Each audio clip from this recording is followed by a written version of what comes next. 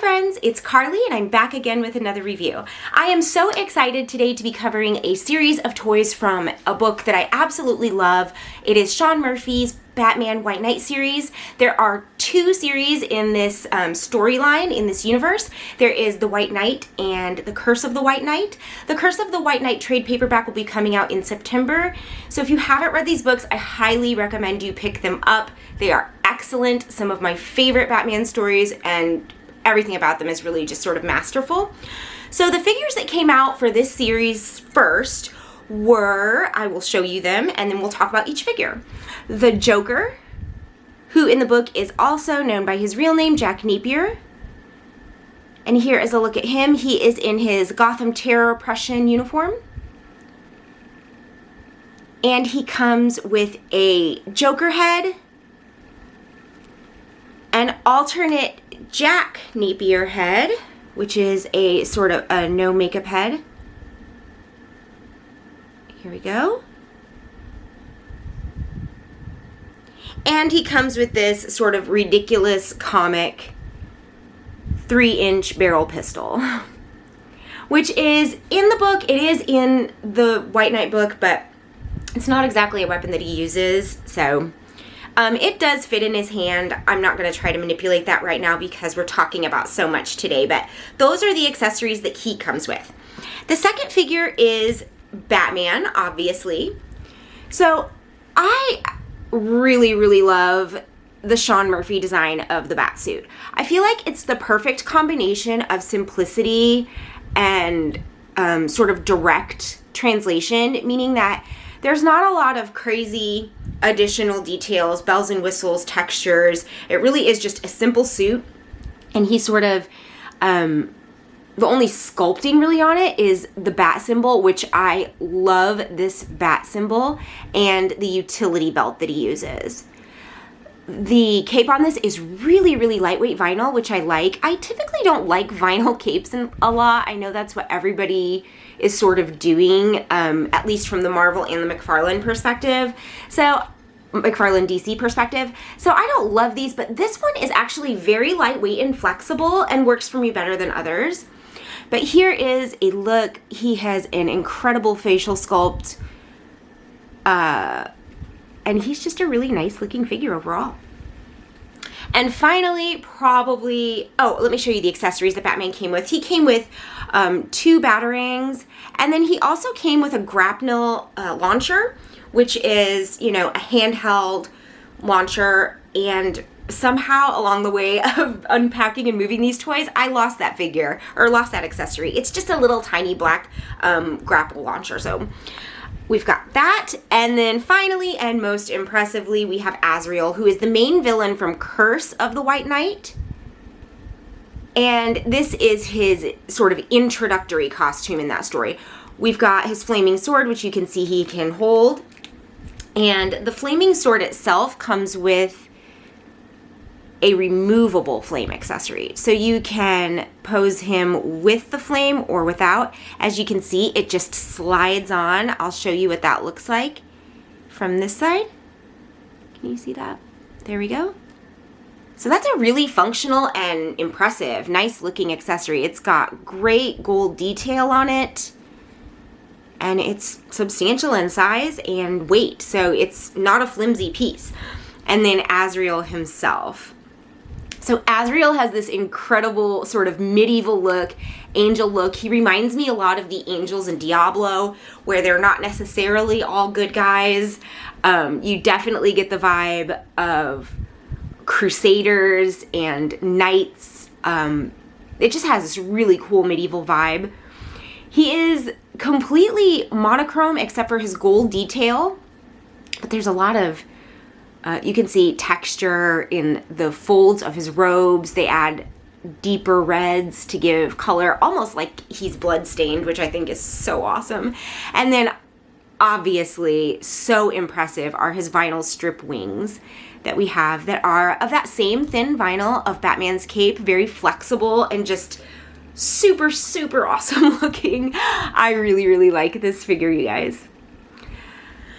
So This line of toys I was super surprised to see hitting the shelf so quickly after some other Batman figures had been released. I was actually looking for the Arkham Asylum Joker, and I found that the same day that I found Jack, and it was a couple days later that I was able to find Batman and Azreal. But I got all of these on the shelf locally in my hometown. So this is what I was looking for, and I did a little bit of research and found out that this figure was released just a little less than 2 weeks, right around 11 or 12 days before the White Knight series. And when figures are released that closely in the same franchise, it sort of makes me question how much, I was really sort of kind of afraid that the White Knight figures would have been rushed. And if you guys are interested in me doing a full review on this figure, let me know. I'm only going to use him for one more example later in this video, but I really want to talk about the White Knight. So if you want that, let me know and I'll do it. But I was really worried that the White Knight figures had been rushed for some reason. I think it's really important to get them out ahead of the Curse of the White Knight trade paperback coming out, so that could have been part of it. But I was so concerned that these figures were not going to have been fully fleshed out, and I'm really happy to tell you in advance of looking at the points of articulation and finer details that is not the case. These figures are stunning. So since I'm doing 3, I'm going to dive right in and get right into everything. We're going to kind of quickly go over articulation, but I'm going to talk about the things that I really like about them, and then I'm going to talk about like one overall sort of question I have.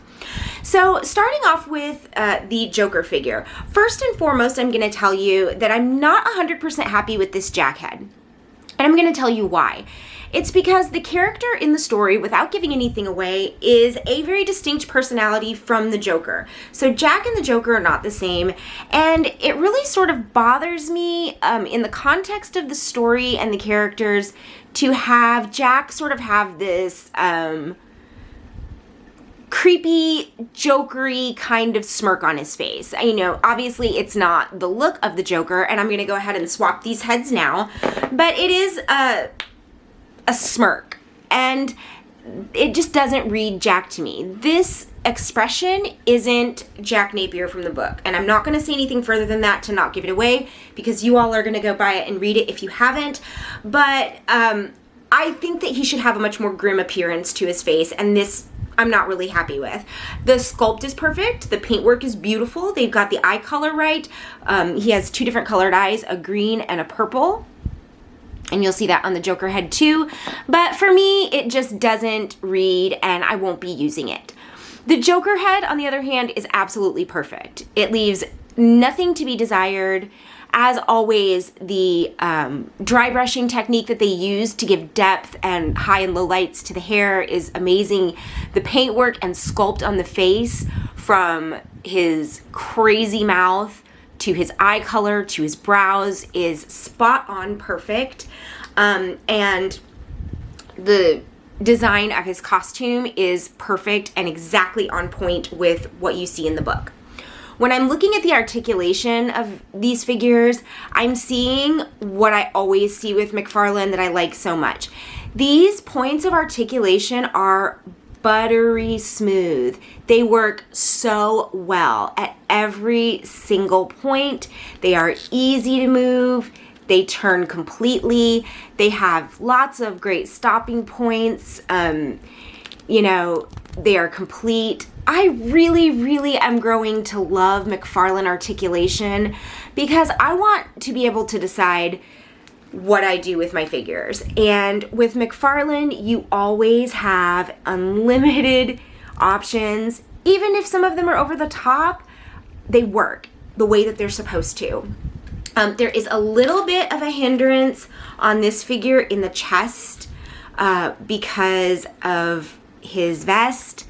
So, the back bending function that he has and forward, but you can get that in the hips rather than in the torso. So I am literally nothing but happy with this. We are going to talk about the scale of these figures at the end of the overall look. So now looking at Batman, the thing about Batman that I like the most on this design is his expression. So this Batman is grim. In this story, he is tortured, he's miserable, he's sort of obsessive, and this is what he looks like. And you can see Sean Murphy's artwork in this figure, and it's perfect. This is exactly how he looks in the book, and I appreciate that so much. I love the simplicity, as I said, overall of this design, and that the sculptural elements are in his bat symbol and his belt. Arguably two of the most important parts and elements other than the cowl, which is also designed perfectly with his furrowed brow. You can see how intense he looks. So other than the cowl, the bat symbol and the utility belt are Batman, and I love the way these are designed, and they are the primary design elements of the toy. So, and of the character, really. The simplicity reads well for the story, and they capture that perfectly in this figure. Now, when we get into the vinyl bat cape, we're gonna have some hindrances in movement. We do still get a full turn in the neck, but we kind of run into a weird look with the shoulders out. It's not too bad, but that's another reason why I don't always go for these vinyls, because I would like something a little bit more flexible. Now, we do get the full lateral movement, but this push-up with these, they sort of turn into like 80s shoulder pads this way, so I don't love vinyl clothing accessories, but in this case, it really doesn't hinder movement. It just looks a little funny when you move. He's got great movement in his chest. Now, where Jack's vinyl outfit actually hinders his movement, Batman's is not hindered at all by his. So that is one bonus. We have 360 degrees in the waist. We have the full turning bicep. Elbows. We run into the bicep here, so we don't get as good a range of motion, but it's still pretty good. I love the spikes on the elbows of the suit and on the boot. And everything else about this figure's articulation are spot on, exactly what you would expect. We have, actually we don't have the turning in the thigh here. Did we have that on Jack? No. So that's something that Mcfarlane leaves out. Is the turning in the thigh, but they get a much better range of motion in the hip, so you don't really need it as much. And then we've got legs, feet, toe. I really hardly ever have anything to say about articulation, and with this Batman, it's the same, other than the hindrance of the, not the hindrance, but just the change in look of the cape when you put the arms up. There's really no complaints here.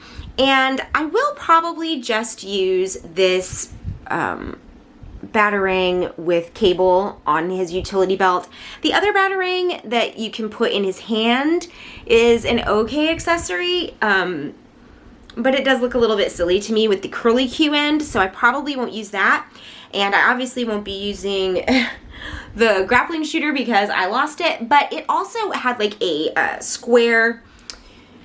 It was a square shape that would not have fit into his hand. So I don't really know, unless it had a hole in the back that you could clip it on the utility belt as well. I don't really see how I could have used that.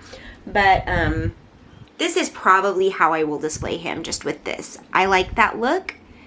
And man, I love this texture. I don't know if you can see it really well. The texture on that is etched into his bat symbol is really, so in Sean Murphy's artwork, he uses a lot of line work for not just motion, but to create emotion. It's something that he does really effectively and really beautifully and masterfully in the book.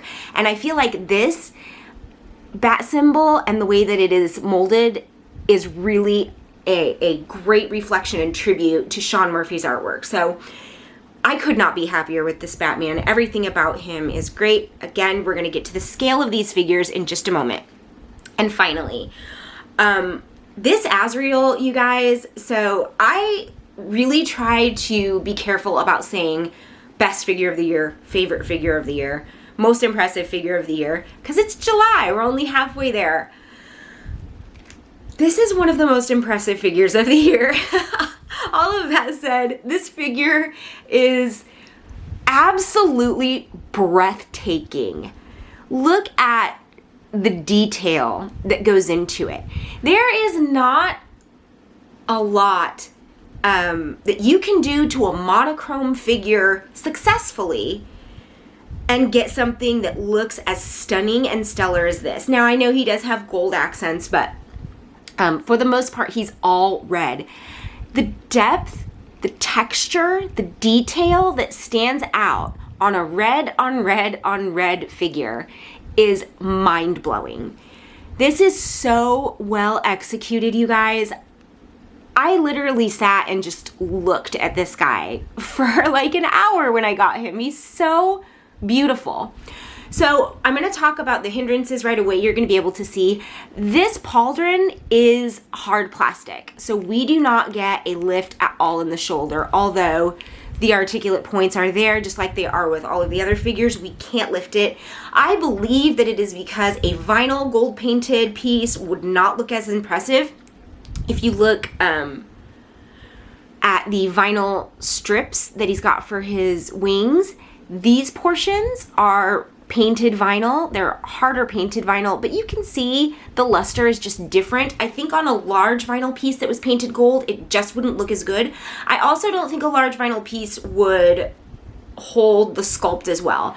The feather detail in this pauldron is absolutely beautiful, and I feel like artistically the choice is right. It is a little bit frustrating that it hinders articulation so much, but as you saw when I showed him initially, this can be his sword hand, and when that's the case, there's really no reason for him to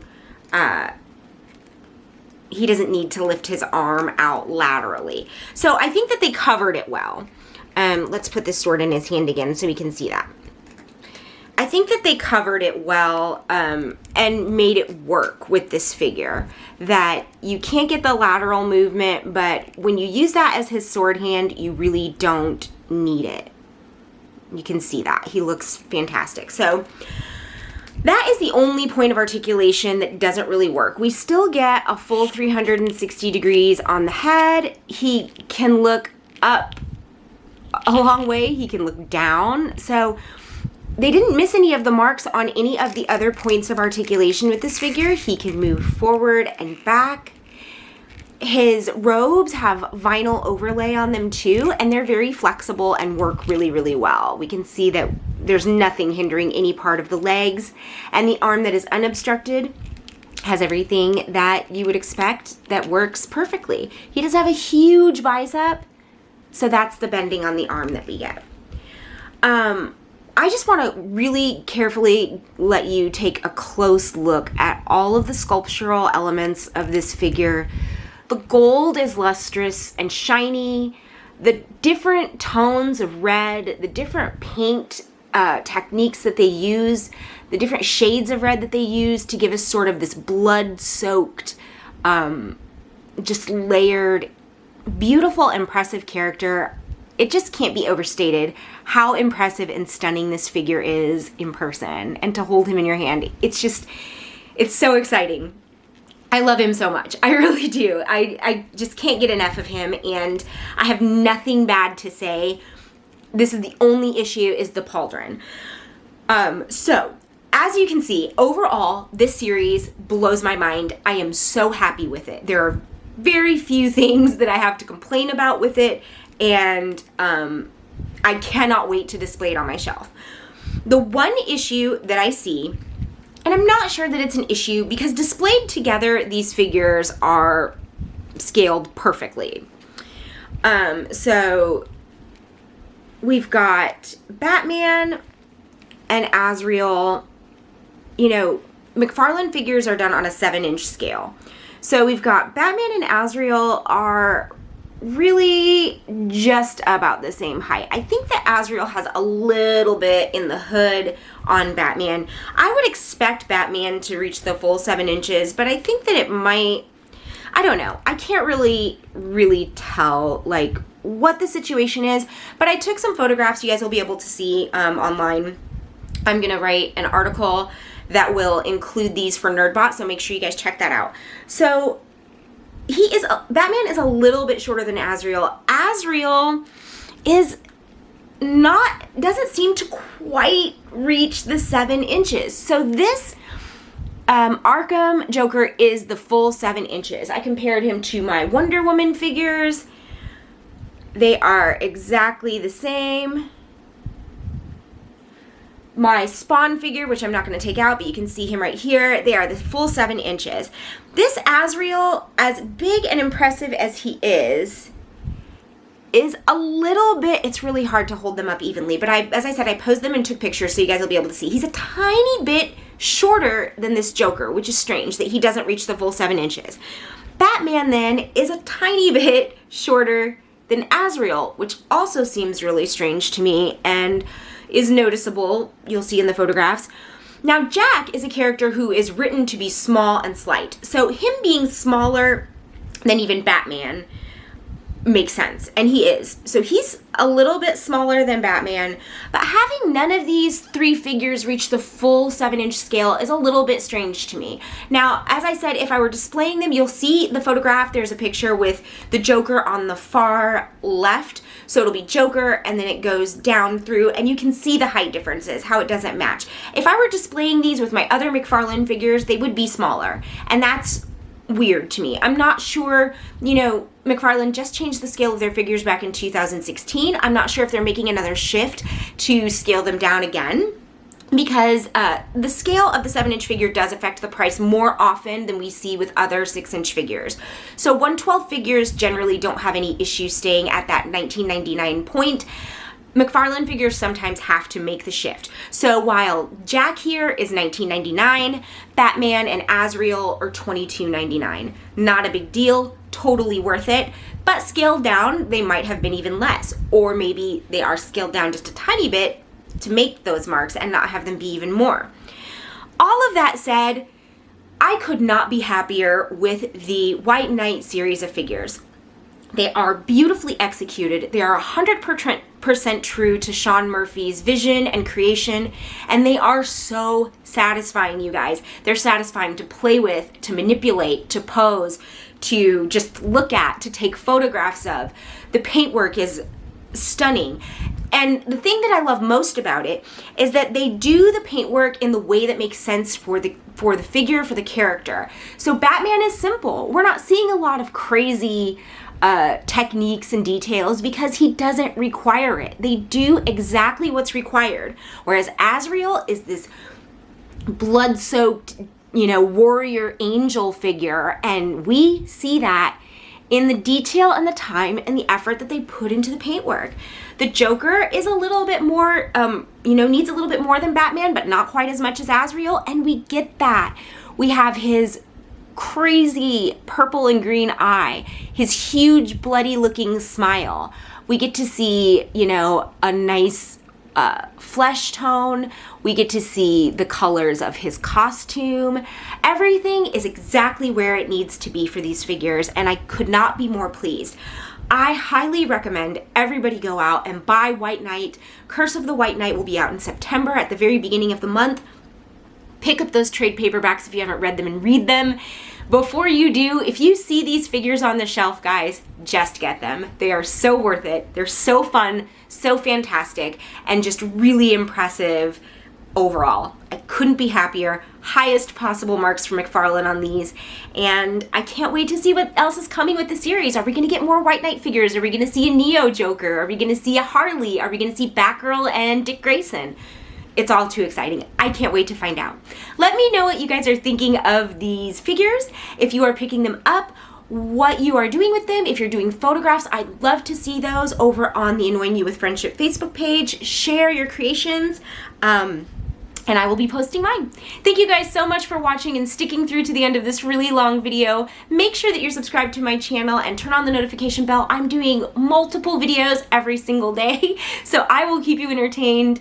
Thank you so much for everything you do for me and for being here, and I will be back later today with another one. Bye, friends.